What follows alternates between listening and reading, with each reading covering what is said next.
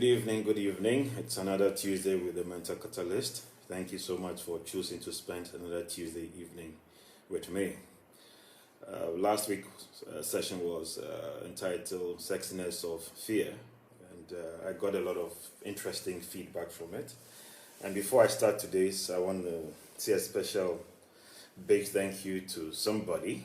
The person knows who he or she is, for blessing me on Sunday due to my efforts regarding TMC, and for everybody else who have been watching and sharing their support and feedback.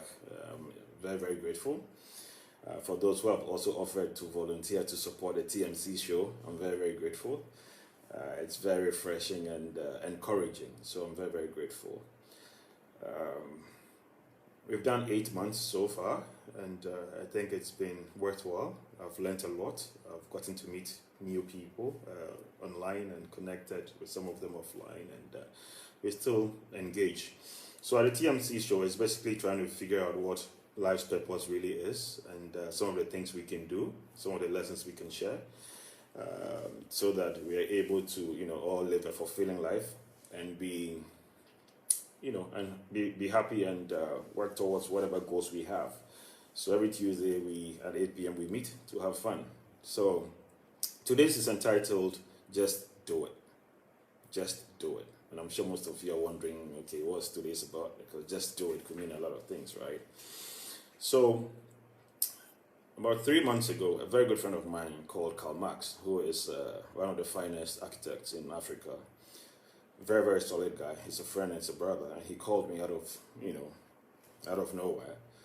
I hadn't heard from him in, quite a while, and he was like, Charlie Mike, how are you? Is this a good time? And I said, Charlie, cool, everything is fine. We exchanged pleasantries, and he was like, you know what? He was hesitating in calling me because knowing me, I'm a very serious-minded person, and he's sure that I'm actually cooking some business deal, or I'm deep in the middle of some business transaction or something. So he didn't want to call to bother me. And I was like, no, Carl, man, you and I go way back. We're brothers, man. You can call me anytime. So when we got off the phone, I processed our conversation. And I must say that he got me right, because Carl knows me to be somebody who is serious and focused when it comes to some of the things I take seriously in life. So him knowing that and also being mindful of it meant a lot to me. But the flip side of it too was that I felt bad that my own good friend is thinking twice about when to check up on me, right? But I'll give you an idea as to why this is important. But last week's session, I mentioned I was going to explain when I make reference to the lion, the eagle, and then the pussycat, what it means, and I think I didn't. So Tim in Germany brought it to my attention. So I said to that I was going to throw a little bit light on that. So when I make reference to the lion, I mean, obviously the lion is brave, the lion is courageous, it's bold, it's daring, it's fearless, So as I pursue my life's purpose and dreams and goals, I a lot of times, think and try to behave like a lion, whereby when I'm confronted with challenges, I tell myself I've got to be a lion, I have to be bold, I have to be brave, I have to be fearless, I have to be daring, I have to be a go-getter, I have to, keep going, So these days, some friends call me the lion, some call me the lion king, some call me, they just tease me with it, right? So it's just my way of psyching myself up, talking to myself, listening to myself, and, pumping myself up. And then when I go into the eagle mode, I mean, as we all know, the eagle is the only bird that can fly way above the clouds, whereby it's able to see everything very, very well and beneath it. So sometimes I move into eagle mode, where I'm able to look at things strategically, tactfully, and then I'm able to make certain decisions and then move. Then when I move into pussycat mode, is when Charlie, I've fought so hard and I come crashing down and I fall. But a pussycat or a cat, when it falls, it still lands on its feet and finds a way to get up and walk or run away. So these are the three, two animals and a bird that I use to psych myself up. So when you hear me talking about the lion and the eagle and the pussycat, it's just different frames of mind I use to continue firing it up. So today I took my second shot of the COVID test, and I must say that, Charlie, I'm not feeling good at all. I'm having serious palpitations. I think I have fever because I'm feeling very feverish, and I feel woozy. So the question is, why would I still do TMC when I'm not feeling so great after taking a second shot? And I'm sure that if I had posted on my wall that said I'm not feeling too great because I've taken a COVID shot, most of you forgive me and say that, oh, it's okay, it's all right, because guess what? He's not well, and he's entitled to taking a day off. But here is what it is. It's about no excuses. When you have a goal you're passionate about, something you're committed to, you don't make excuses. So today's session is about excuses.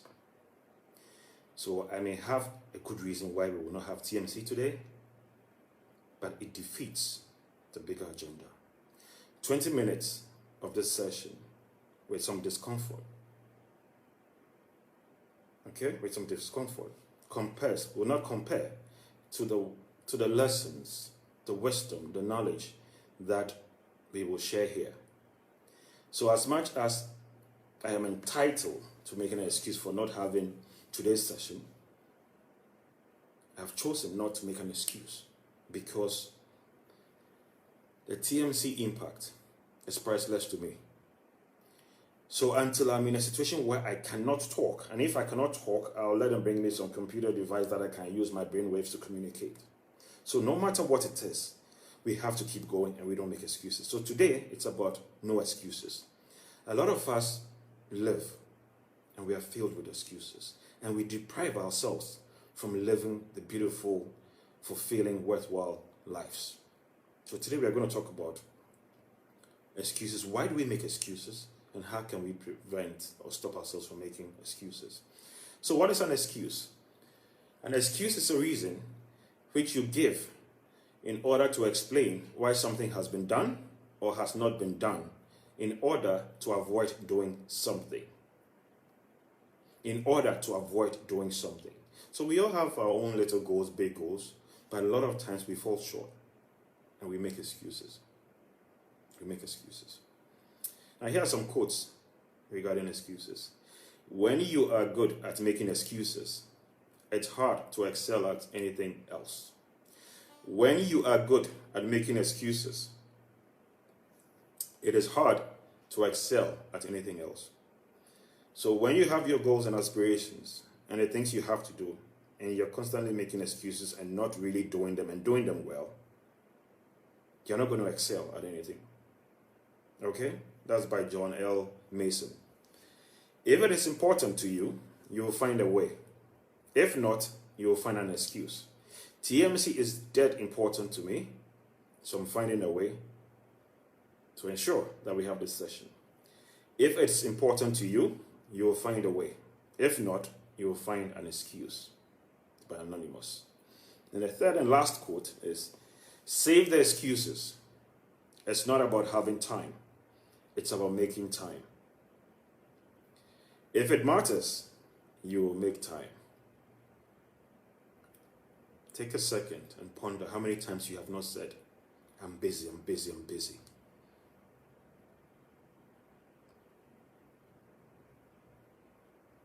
Excuses prevent us from pursuing the things that matter. And it's about time we curtail, we stop making excuses. Now, this is where it gets very interesting. Very, very interesting. Early on in life, I think my early 20s, I realized, and I not only realized, but I accepted the fact that our days are really not in our hands. Our lives are not in our hands. None of us control tomorrow. We don't control the next minute, the next second.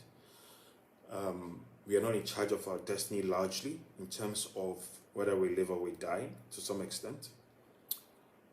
And every day and every minute really counts.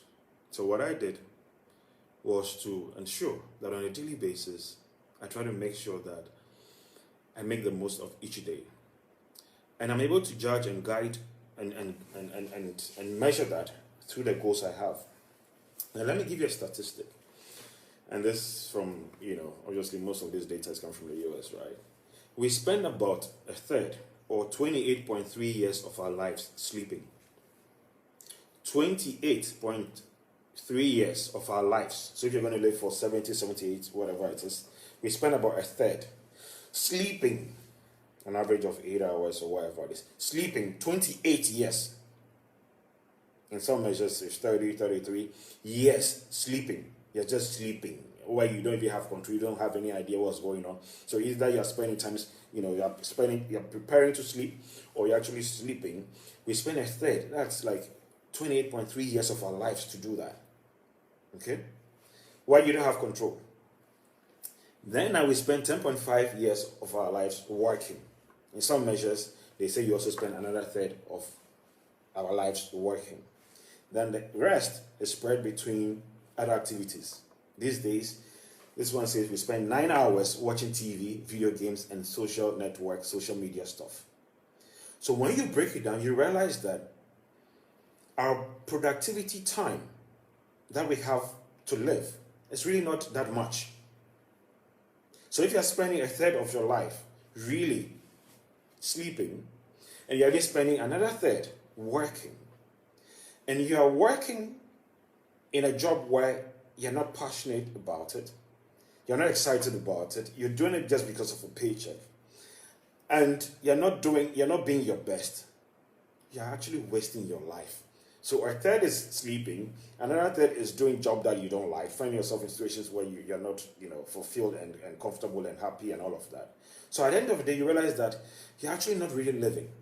By the moment you take these numbers into perspective, you're going to realize that, look, life is truly short. The block that you have to be able to do productive stuff, meaningful stuff that transforms your life, it's really not that huge. Therefore, there's no room for excuses.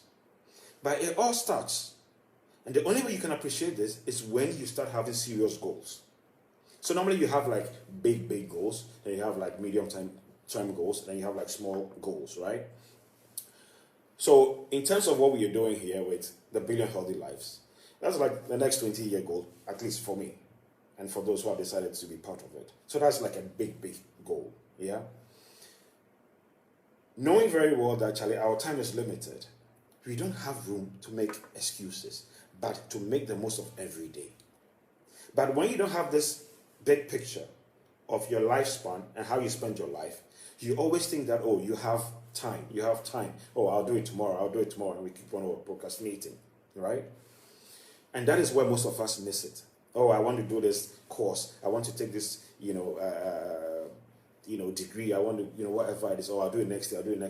Oh, I want to read this book. Oh, I'll do it next. And we keep on deferring. But what we don't know is that we are wasting away. Okay? Now, why do we make excuses largely? Old habits die hard.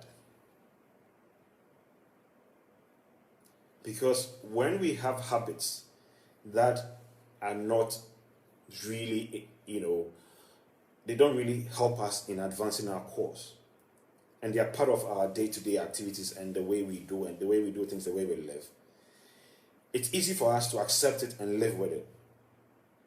So it's very, very difficult to do what?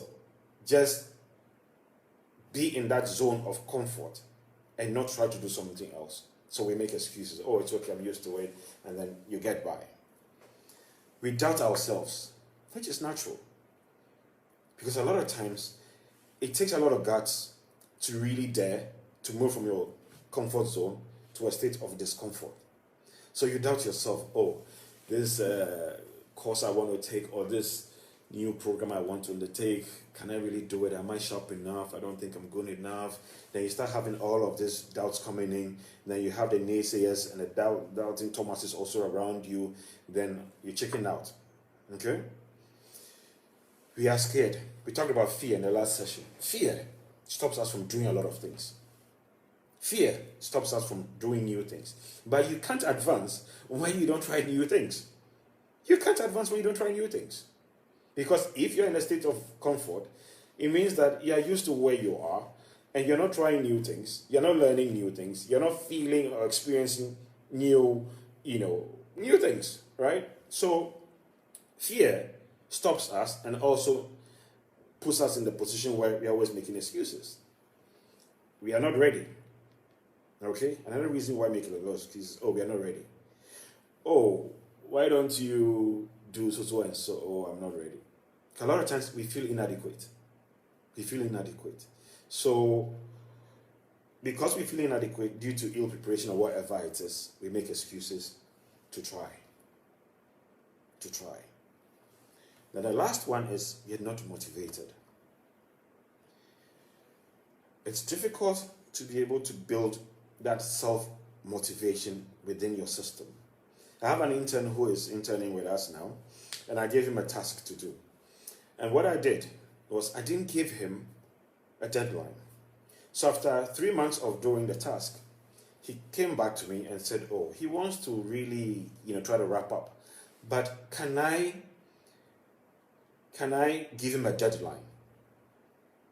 So when he said that, I went back to him and I said, you know what? I'm not the one to give you a deadline. If I do that, I'm controlling your life.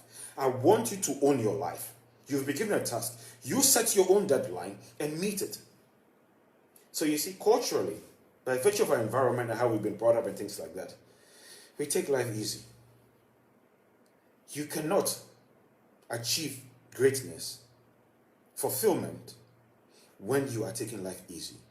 You have to set your own targets, your own deadlines, and go after them relentlessly. Now, what are some of the things we can do to stop making excuses? Stop dwelling on past failures. You remember we talked about the different types of action, those who will do nothing, those who will go and then they'll retreat, those who do average or mediocre, effort, and then who do massive. Now, a lot of us, by virtue of our design and our culture and how we've been brought up and all of those, we've been beaten to submission, we've been told stop dreaming too big, stop, you are too knowing, all sorts of things, yeah? So a lot of people get kind of like boxed. And it takes a lot to really break out of that.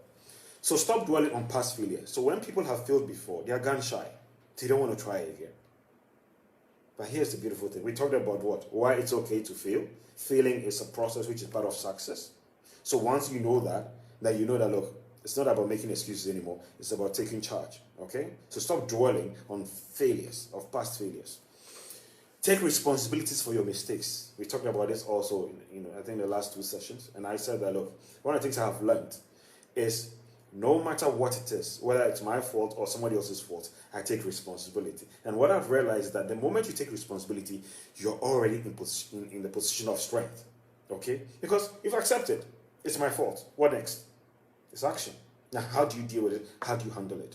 So, when you find yourself in situations where you want to do something, you find yourself, trying to make an excuse not to do it or slacking or whatever it is, take responsibility and say, hey, I own this. I own this. I've got to move.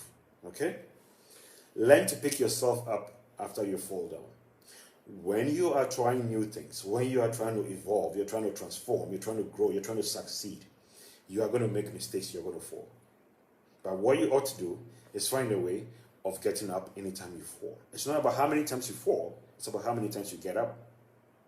And enjoy the process of falling. Enjoy it. Sometimes I look at myself in the mirror and I smile and I talk to myself. I'm like, damn, Charlie, this thing kicked my butt. But I'm like, I'm a lion. I'm an eagle, man. I'm going to rise. I'm a phoenix. I talk to myself. I pump up. I say my short prayer and then I move. But the more I do that, the more strength I have, the more conviction I have, the more I want to even tackle bigger things. Focus on your strengths and build on them. The things you're good at, keep on sharpening them, keep on sharpening them, keep on sharpening them, keep on improving upon them, and keep on using them. Identify your weaknesses and work on them. You're not good at public speaking. You're not good at communicating. Invest in it and learn how to speak well, to communicate better. So the things you're not good at, don't shy away from it. Acknowledge it, take responsibility, and work towards defeating it. This is your life, remember. This is your life. Nobody can do it for you. Don't wait for somebody to force you. The moment you're waiting for people to tell you what to do, you've lost the plot.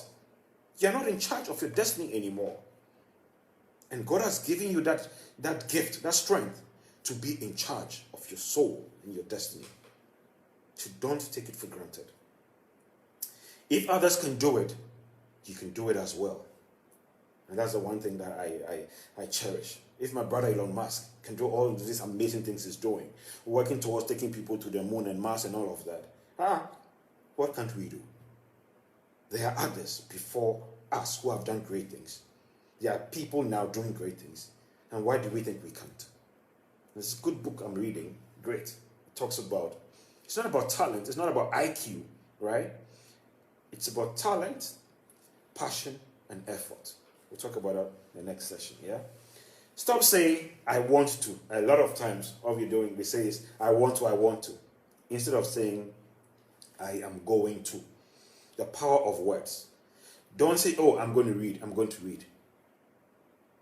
Don't say, I'm going to start reading. Say, I am going to read. Set your target and start reading. Take charge. So the words we use have to be positive. The words we use have to be positive. Remember I talked about positive thinking and all of that? It's key. It's key.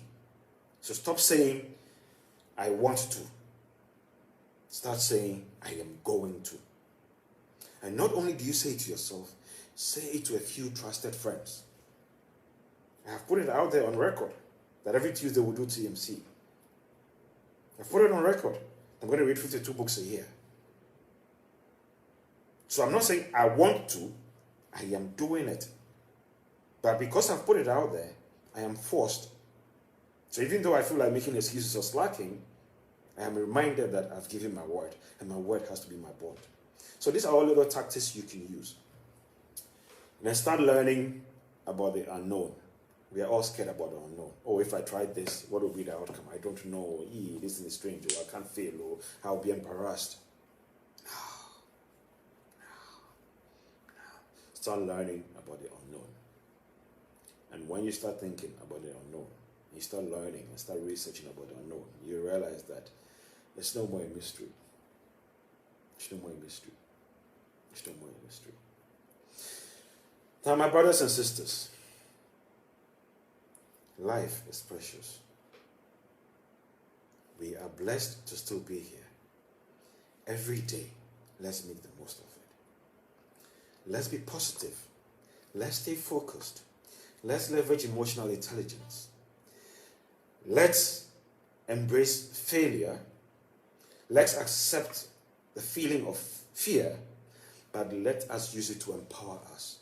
But all of this, you can only be successful when your goals are big and you have passion. When you don't have passion, it's very difficult to succeed, because the road to greatness, to that massive success, is not an easy road. It's a very, very difficult one. But the only way you can finish the journey is when you have a goal that is backed by your passion. If you have a goal and you're not passionate about it, the chances of you failing is extremely high. Last Sunday, I was talking to a friend, and I was telling him, I cannot do anything else in this life but being an entrepreneur. And no matter the ups and downs of being an entrepreneur, because of the passion I have for it, knowing very well that as an entrepreneur, I can transform lives in humanity, largely. I'm so motivated that no matter the obstacles, the frustrations, the embarrassments, the setbacks, I still find a way to put one foot in front of the other. So set big goals. Don't just talk about them, document them. And start documenting your action plan as to how you achieve those goals. Be mindful of them and go after them. I don't want anybody watching this, like I've said, at the end of life, look back and said, had I known, I wish I had done A, B, C, D. It would have been too late. I'm sharing this with you passionately because I've realized they work. They work. They work. So as much as I could say, make excuses for not having to this short session, I'm not going to make excuses. So do not make excuses. Stop making excuses and go after your dreams. Thank you so much and keep safe. Love you guys. Bye-bye.